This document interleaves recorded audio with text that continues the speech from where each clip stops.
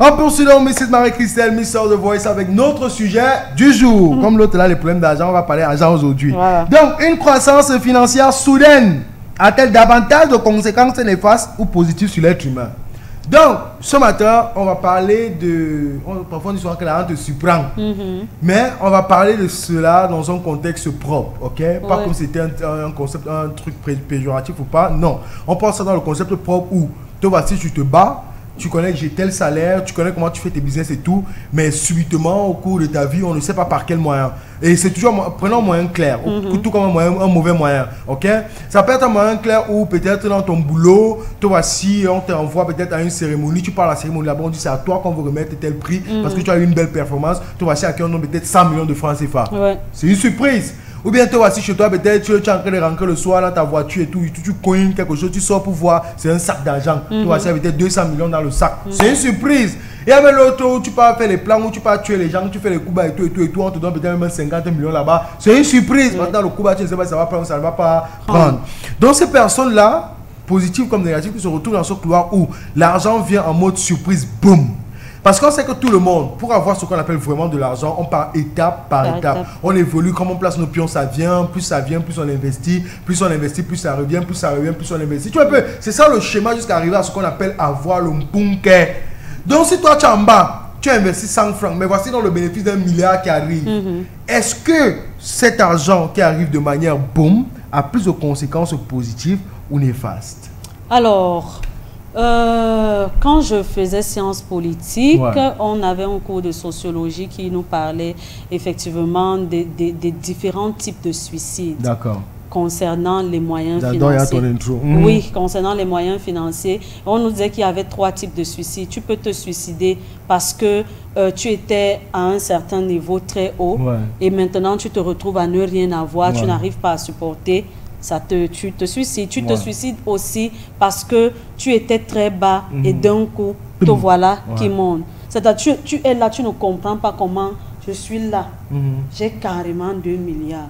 Tu sais pas ce qu'on fait avec cet argent. Tu sens que mieux, non? Je goûte un peu la rata. Comme tu goûtes là, te voilà qui est parti parce que tu es devenu fou. Et il y avait aussi ce 3e type de suicide que peut-être j'oublie, mais ils sont 3 types quand même. Donc, on va dire que... Bon, je pense le 3e, c'est quand tu perds le contrôle. Quand tu perds le contrôle, là, peut-être tu as l'argent, tu es libre de faire ce que tu vas, mais on te donne ça à quelqu'un qui est censé te gérer maintenant. Effectivement. Ça, c'est le suicide, papa. Effectivement. Et donc, je pense que avoir de l'argent de façon soudaine peut avoir des conséquences néfastes dans la vie d'une personne. Avoir de l'argent, déjà, c'est positif, mais ça peut avoir des conséquences négatives dans la vie de quelqu'un qui n'était pas préparé. D'accord. En tout cas, on va revenir sur ces conséquences. Merci, Mrs. Marie-Christelle. Bon, Mr. The Voice, pour toi, positif, négatif, what you say?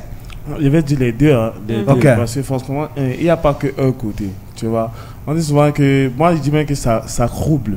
Quand c'est soudain, comme on dit soudain, tu peux compter ça même peut-être même 45 fois avant de dormir. Tu vois, genre, donc tu perds complètement le nord. C'est-à-dire, quand tu pars même faire un travail avant de revenir encore à la maison, tu es en train de compter. Donc du coup, ça fait, parfois ça donne ce qu'on appelle perte de confiance. Tu vois un peu, non? Tu as peur, à tout moment tu as peur qu'on peut te voler ou bien te cambrioler. Tu vois un peu, et franchement, c'est... Et les achats aussi. Bon, il y a trop de conséquences. Il y a des... Je vais dire les deux. Là, maintenant, tu nous mets dans l'état de surprise. Parce que si ça arrive, on sait tous. Quand le zip-zip arrive, tu l'as surpris de voir le zip-zip. Mais maintenant, tu as accepté que le zip-zip, c'est pour toi. Peu importe, même si tu comptes tout le temps, même si tu reviens faire combien de temps, même si tu gardes ça à la banque, ou bien tu gardes sur ton lit, n'importe quoi. On revient donc sur le côté où, à l'après maintenant, tu nous fais comprendre qu'il y a des conséquences positives et négatives. Donc, quelles peuvent être ces conséquences positives, tout comme quelles peuvent être ces conséquences négatives? D'un argent qui arrive soudainement.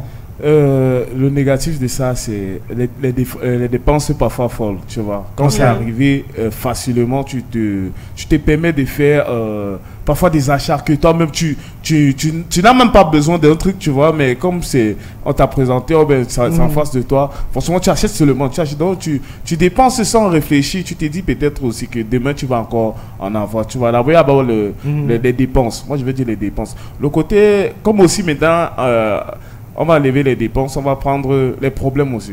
Trop de responsabilités. Parce qu'on sait que tu as eu un argent facile. C'est comme ça aussi que les gens viennent aussi vers toi facilement. Donc tu te trouves face à certaines situations compliquées que tu n'arrivais... À l'époque, on ne pouvait pas te dire ça, mais maintenant, on sait que tu as un peu d'argent et maintenant, tout tombe sur toi. Donc ça, c'est aussi un autre problème.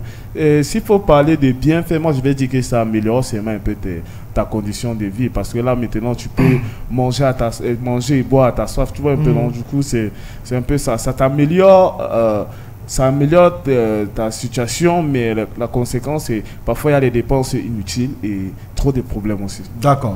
Alors après ce que la voix dit, j'ai trouvé le troisième type de suicide, c'est le suicide lié à l'isolement social.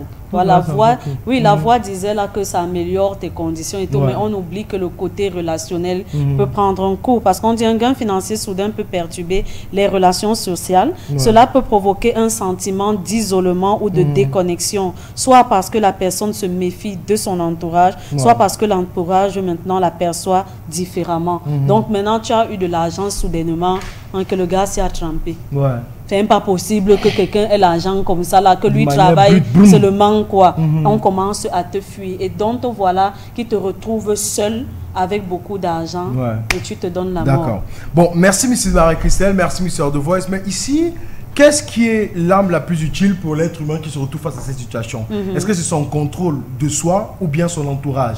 Parce qu'on va se dire ici que si peut-être le contrôle de soi est défaillant, tu vas te retrouver plus vers le négatif ou plus vers le positif, ou au milieu des deux, comme a dit Mr. The Voice. Est-ce que si ici tu as des gens autour de toi qui sont solides ou négatifs, tu vas te retrouver à plus partie du côté positif ou plus partie du négatif, ou entre les deux? Moi, je pense qu'il faut une préparation. Il faut être déjà préalablement prêt à une réception monétaire. Voilà. Donc, quand tu es préparé moralement, il est difficile pour toi que ce soit compliqué, parce que là, tu as une certaine organisation de ta vie, des plans que tu mets sur pied, de la façon dont tu investis ton argent. Donc, tout commence par toi-même. Parce que si tu as l'argent là et quelqu'un vient te dire, voilà, comme tu as environ 2 milliards là, prends d'abord 20 millions, tu achètes la voiture. Après, tu prends même 150 millions, tu peux acheter une maison déjà construite. Prends encore ceci. Il y a pas, ton argent n'est pas en train d'être travailler pour que ça te rapporte. Ton argent est en train d'avoir ce que l'être humain va voir comme projet fixe de développement, parce qu'il y a des gens qui vont te dire que dès que tu as l'argent, achète le terrain. Pourtant, moi, je pense que quand tu as l'argent, acheter le terrain, c'est du gaspillage. Parce que tu as ce terrain-là, mais l'argent ne tourne pas. Pour moi, quand tu as l'argent, achète la voiture que tu pourras transformer en Yango qui va... Tu vois un peu? Donc, du coup, tu as donc quelqu'un à côté. Toi, tu te dis que oui, lui, il peut m'aider à gérer mon argent, et la personne te met dans un flop où ton argent finit et tu ne te rends pas compte. Pourtant, si toi-même, tu as la tête sur les épaules, en sachant que comme je suis là, mes pions que je place comme ça peut m'apporter 2 milliards demain. Avant que les 2 milliards ne viennent, tu as même déjà un plan préétabli, en sachant que voilà, quand ça va venir là, malgré l'euphorie de enfin mon projet a donné et on m'a donné mon argent, ton plan est déjà établi.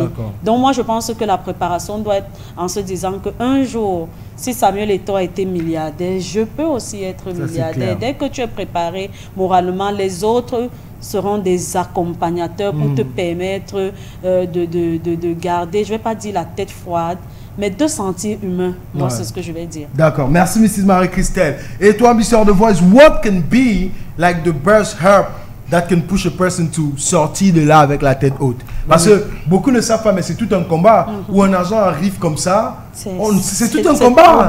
Il faut parfois garder vraiment les idées en place. Dans la première fois que je comptais 100 000, je ne connaissais plus mon âge. J'avais carrément la tremblote. 100 000. Oui, pour compter 100 000, tu ne fais que mélanger les billets. Après, tu fais comme ça. Parce que tu n'avais jamais touché un pareil montant.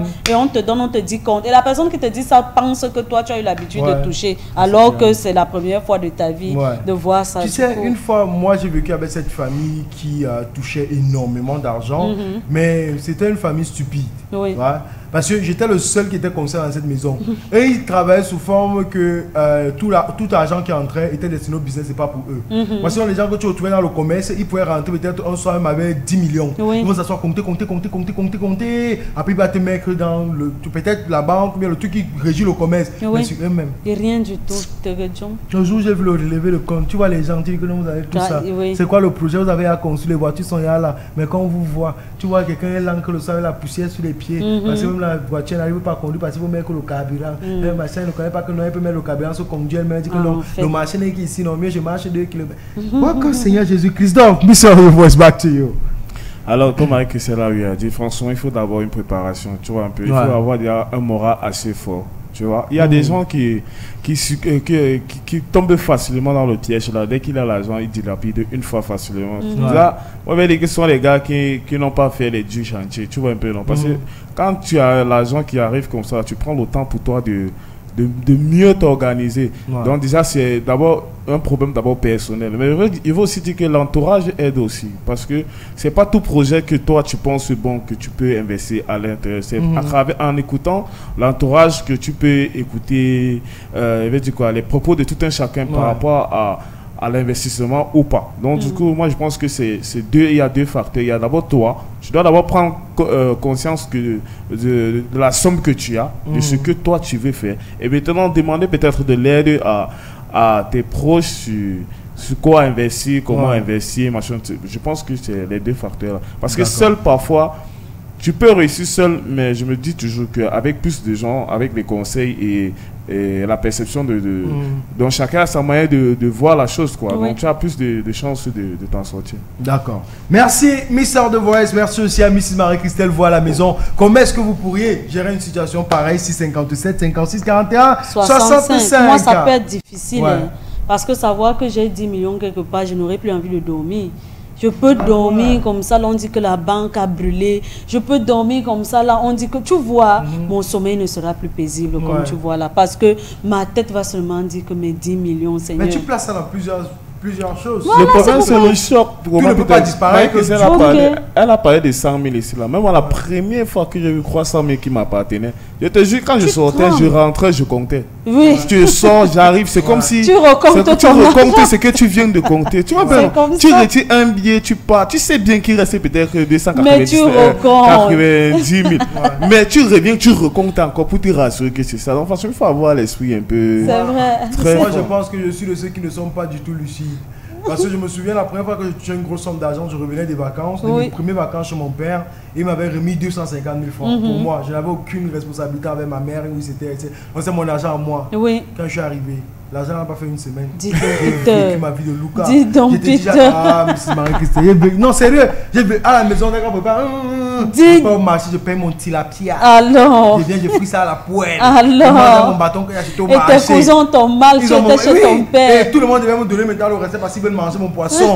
Moi, c'est qu'il leur quand il vient, mes babouches tuent à le riche, alors. J'avais vécu. Oui. Et je suis quand même content parce que c'est après ça que je suis comprendre. Parce que c'est après ça, qu'est-ce qu'il faisait quand l'argent entre en gros. Il y a une partie là qui prend tout, je jette quelque part, qu'il oublie. Mais quand le bloc aussi, parce que moi j'aime ça, j'aime quand je reçois beaucoup d'argent, je vis à la hauteur de cet argent. Et parce que quand je me retrouve en train de dépenser, mais à la fin, quand tu pars, tu retrouves quand même la comptabilité parce que tu as gardé, tu manques ici, ça a cuit. Parce que si le clé est vite fini comme ça, maintenant le peu qui gagne, tu commences à sortir ça petit, c'est comme ça, dans ça you live, ok?